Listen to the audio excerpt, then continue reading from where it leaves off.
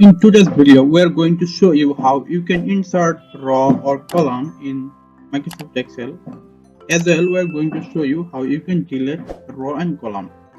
So let's start.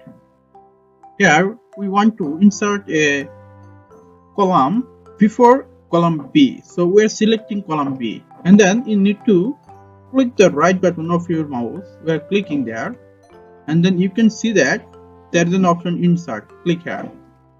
Look, there is a blank column in the left side of B column, which is now C column. And if you want to delete this column, then you need to just select this and just click the delete option. The column has been deleted. Same way, you can insert a row in the Microsoft Excel. Suppose we want to insert a row before row number 4. So we are selecting this and right click to the mouse and then insert. Here there is a blank row in the number 4 row, and now we are going to delete this. For deleting this, we are selecting this, then right click, then delete. That's it.